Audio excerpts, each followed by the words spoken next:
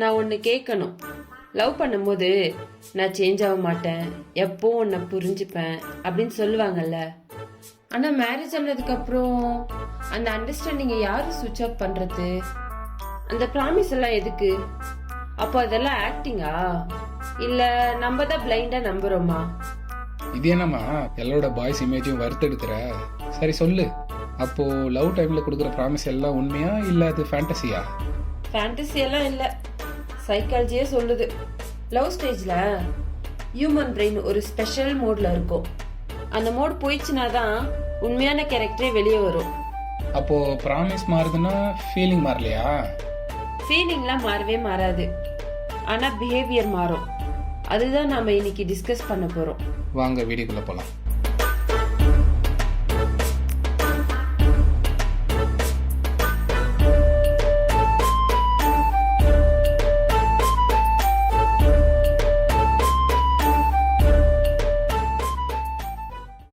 இது எல்லாருக்கும் common problem.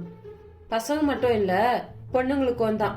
Love பண்ணும்போது எல்லாரும் பெஸ்ட் வெர்ஷனா இருக்காங்க, ஆனா மேரேஜ் ஆனதும் ரீசெட் டு டிஃபால்ட் செட்டிங்க்கு மாறிடுறாங்க. அதே நம்ம ரீசெட்டு புதுசா இருக்கு. அதாங்க சைக்காலஜில இதுக்கு பேரு ஹாலோ எஃபெக்ட். லவ் ஸ்டேஜ்ல அந்த பர்சன் நமக்கு பர்ஃபெக்டா தான் தெரியுவாங்க. டைம் போக போக தான் அவங்களோட சுயரூபமே தெரிய ஆரம்பிக்கும். அப்போ அந்த ப்ராமிசஸ் எல்லாம் ரியலிஸ்டிக்கா மாறிடும். லவ் பண்ணும்போது பிரெயின்ல என்ன நடக்குதுன்னா, டோபமைன், செரட்டோனின், ஆக்சிடோசின் எல்லாம் மண்டைக்குள்ள டிஜே போட்டு டான்ஸ் ஆடுது. இதுதான் அந்த லவ் ஹைன்னு சொல்லுவாங்க. அதுதான் காதல் போதை. இந்த ஸ்டேஜ்ல யாரை பார்த்தாலும் நான் உன்னை காப்பாத்துவேன், உன்னை நான் நல்லா பார்த்துப்பேன், உனக்காக நான் எது வேணாலும் பண்ணுவேன் அப்படின்லாம் டைலாக் வரும். அப்படின்னா நான் சொன்ன ப்ராமிஸ் எல்லாம் ஜென்யூன் தானே? ஜெனியும் தாண்டா. அந்த நேரத்துல உண்மையாவே மனசு ரொம்ப சாஃப்டா தான் இருக்கும். ஆனா ஹார்மோன்ஸ் அமைதியாயிடுச்சுன்னா பிரெயின் ரொமான்ஸ்ல இருந்து ரெஸ்பான்சிபிலிட்டிக்கு ஜம்ப் ஆயிடும். அப்போ நீ லவ் பண்ணும்போது நான் கோவப்படவே மாட்டேன் அப்படின்னு சொன்னேன், ஆனா இப்ப சைரன் மாதிரி கத்துற. அது ஹார்மோன் எஃபெக்ட் இல்ல, அது நீ செய்யற டார்ச்சர் எஃபெக்ட். மேரேஜ்னு சொன்னா ஒரு பண்டிலே வரும்.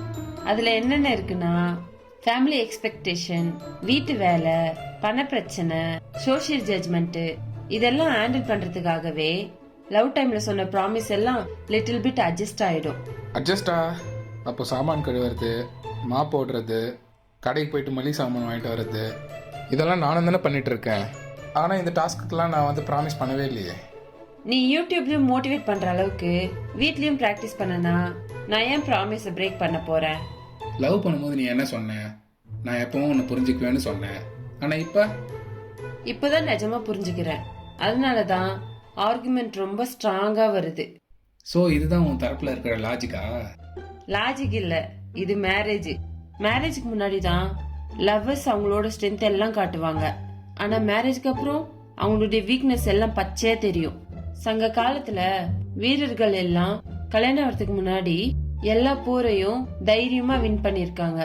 ஆனா மேரேஜ் ஆயிட்ட பிறகு சின்ன ஒரு பிரச்சனைக்காக ஃபேமிலியில சண்டை வரும். இது லவ் ஃபெயிலியர் காரணம் இல்ல, அவங்களோட ரோல்ஸ் சேஞ்ச் ஆயிடுது. அதனாலதான் இது.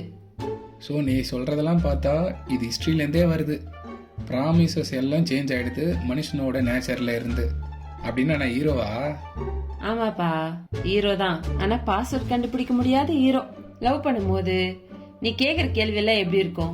பேபி சாப்பிட்டியா? ஆனா மேரேஜ் ஆயிட்ட பிறகு எப்படி இருக்கு கேள்வி? அரிசி காலியாச்சு, எப்ப போய் வாங்குற? ஓஹோ, நீ அப்படி வரியா? அப்போ கியூட்னஸ்ல இருந்து கிராசரி லிஸ்ட்டுக்கு நான் ஸ்பீடா வந்துட்டேன் போல. லவ்ல எமோஷன்ஸ் ஹை, பட் மேரேஜ்ல ரெஸ்பான்சிபிலிட்டிஸ் ஹை. அதனாலதான் ப்ராமிசஸ் எல்லாம் ரியலிஸ்டிக்கா மாறுது. சொசைட்டியும் ஒரு பெரிய வில்லை. ஹஸ்பண்ட் இப்படிதான் செய்யணும், ஒய்ஃப் இப்படிதான் இருக்கணும் அப்படின்னு 1000 ரூல்ஸ் கொண்டு வராங்க. அந்த ரூல்ஸ்லாம் நம்ம ஃபாலோ பண்ணிட்டா நம்ம சேனலே க்ளோஸ் ஆயிடுமே.